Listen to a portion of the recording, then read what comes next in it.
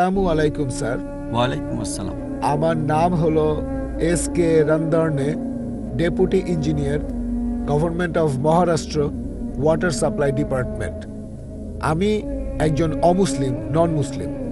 আমার প্রশ্নটা হলো যে আমাদের এই পৃথিবীতে কেন এত ধর্ম সৃষ্টি হয়েছে?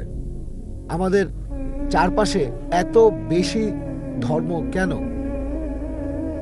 এখানে একটা সেন্টেন্স লেখা আছে পিস টিভি লোগোর নিচে, যে পিস টিভি মানবতার সমাধান।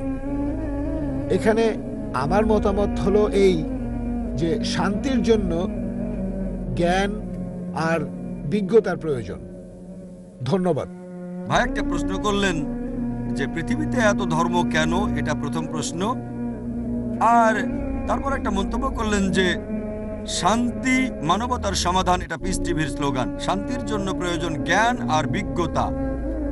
আমি আপনার সঙ্গে একমত। আপনার প্রশ্নের প্রথম অংশটা নিয়ে যদি বলি যে পৃথিবীতে কেন এত বেশি ধর্ম, আমাদের বুঝতে হবে যে সর্বশক্তিমান ঈশ্বর, আমাদের স্রষ্টা আল্লাহ সুবহানাহু ওয়া তাআলা পাঠিয়েছেন মাত্র একটা ধর্ম। আল্লাহ পবিত্র কোরআনে বলেছেন সূরা আলে ইমরান অধ্যায় নম্বর 3 আয়াত নম্বর 19, ইন্নাদ-দীনা ইনদাল্লাহিল ইসলাম।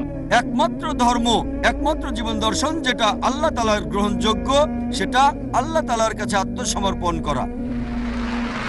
আল্লাহ তাআলা মাত্র একটা ধর্মই পাঠিয়েছেন। আর যত নবী রাসূল পৃথিবীতে এসেছেন, যেমন ধরেন আদম, ইব্রাহিম, মুসা, ঈসা, মুহাম্মদ, ওনারা সবাই শান্তিতে থাকুন। তারা মানুষকে একটা শিক্ষাই দিয়েছেন, আল্লাহর কাছে আত্মসমর্পণ করা। এখন আরবি ভাষায় যদি কেউ আল্লাহ তাআলার কাছে আত্মসমর্পণ করে তাহলে তাকে বলা হয় মুসলিম। আর ইসলাম, এই আরবি শব্দটার মূল আরবি শব্দটা হচ্ছে সালাম, যার মানে শান্তি। এর আরেকটা মূল আরবি শব্দ হচ্ছে সিলম, যার মানে আল্লাহ তাআলার কাছে নিজের ইচ্ছাকে সমর্পণ করা। তাহলে এক কথা ইসলাম মানে আল্লাহ তাআলার কাছে আত্মসমর্পণের মাধ্যমে শান্তি অর্জন করা। তাহলে আমাদের স্রষ্টা আল্লাহ তাআলা পাঠিয়েছেন মাত্র একটাই ধর্ম। তবে সময় বদলানোর সাথে সাথে ধর্মগ্রন্থগুলোও বদলে গেছে, বিকৃত হয়ে গেছে, নতুন জিনিস ঢুকেছে। আর এই ধর্মগ্রন্থ বদলানোর ব্যাপারে আল্লাহ পবিত্র কোরআনে বলেছেন সূরা বাকারা অধ্যায় নম্বর 2 আয়াত নম্বর 79, ফাওয়াইলুল লিল্লাযীনা ইয়াকতুবুনাল কিতাবা বিআইদিহিম সুম্মা ইয়াকুলুনা হাযা মিন ইনদিল্লাহ লিয়াশতারু বিহি সামানান কালিলা ফাওয়াইলুল লাহুম মিম্মা কাতাবাত আইদিহিম ওয়াইলুল লাহুম মিম্মা ইয়াকসিবুন। দুর্ভোগ তাদের যারা নিজ হাতে কিতাব রচনা করে আর বলে এটা আল্লাহর নিকট হতে। তারা এটা বলে তুচ্ছ মূল্য প্রাপ্তির জন্য। তাদের রচনার জন্য শাস্তি তাদের, যা উপার্জন করে সেজন্য শাস্তি তাদের। আল্লাহ তাআলা পাঠিয়েছেন অনেক আসমানি কিতাব, অনেক ইনস্ট্রাকশন ম্যানুয়াল। সময় বদলানোর সাথে সাথে এই ইনস্ট্রাকশন ম্যানুয়াল, আল্লাহর এই আসমানি কিতাব বদলে গেছে। যখন কোনো কিতাব বিকৃত হয়ে গেছে, আল্লাহ নতুন রাসূল পাঠিয়েছেন আর নতুন কিতাব। এইভাবে অনেক দিন চলেছে। তারপর আল্লাহ পাঠালেন সর্বশেষ ও চূড়ান্ত নবী মুহাম্মদ সাল্লাল্লাহু আলাইহি সাল্লামকে, আর সর্বশেষ ও চূড়ান্ত আসমানি কিতাব কোরআন নাজিল করলেন। এর আগে যেসব নবী রাসূল এসেছিলেন, আমাদের প্রিয় নবী মুহাম্মদ সাল্লাল্লাহু আলাইহি সাল্লাম বলেছেন যে আল্লাহ তাআলা এই পৃথিবীতে 1,24,000 নবী রাসূল পাঠিয়েছেন। পবিত্র কোরআনে মাত্র 25 জনের নাম বলা হয়েছে, অন্যদের নাম আমরা জানি না।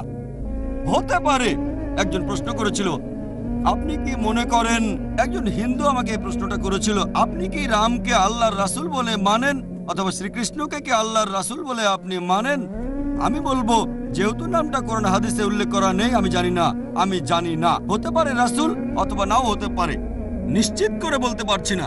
তবে একথাটা মানতে হবে যে সব নবী রাসূল এসেছেন নবী মুহাম্মদ সাল্লাল্লাহু আলাইহি ওয়াসাল্লামের আগে। তারা ছিলেন সেই সময় আর সেখানকার মানুষের জন্য। তাহলে রাম যদি আল্লাহ রাসূল হয়েও থাকেন, যদি কৃষ্ণ আল্লাহ রাসূল হয়েও থাকেন, তারা এসেছিলেন সেখানকার মানুষ আর সেই সময়ের জন্য। বর্তমানে পৃথিবীর সব মানুষ, তারা থাকতে পারে ভারতে অথবা আমেরিকায় বা সৌদি আরবে বা কানাডায় বা ইংল্যান্ডে, পৃথিবীর যে কোনো জায়গায় তারা মানবে সর্বশেষ ও চূড়ান্ত নবী মুহাম্মদ সাল্লাল্লাহু আলাইহি সাল্লামকে এবং সর্বশেষ ও চূড়ান্ত আসমানি কিতাব পবিত্র কোরআন। আল্লাহ আমাদের কথা দিয়েছেন সূরা হিজর অধ্যায় নম্বর 15 আয়াত নম্বর 9 যে আমি কোরআন অবতীর্ণ করেছি, সেটা আমি সংরক্ষণ করব। তাহলে আল্লাহ তাআলা পাঠিয়েছেন মাত্র একটা ধর্ম, সেটা হচ্ছে আল্লাহ তাআলার কাছে আত্মসমর্পণ করা। ইসলাম মানে আল্লাহর কাছে আত্মসমর্পণ করার মাধ্যমে শান্তি অর্জন করা। আর আপনি বললেন জ্ঞান এবং বিজ্ঞতা দিয়ে শান্তি অর্জন করা যায়। হ্যাঁ, কার কাছ থেকে জ্ঞান? সবচেয়ে সেরা কে? আল্লাহ তাআলা, আমাদের স্রষ্টা। কে সবচেয়ে জ্ঞানী? আল হাকিম, তিনি আল্লাহ সুবহানাহু ওয়া তাআলা মহান স্রষ্টা। তাহলে শান্তি অর্জনের সেরা উপায় হচ্ছে সেই জ্ঞান এবং নির্দেশনা মেনে চলা যেটা আমাদের স্রষ্টা আল্লাহ সুবহানাহু ওয়া তাআলা পাঠিয়েছেন। আশা করি উত্তরটা পেয়েছেন। ধন্যবাদ।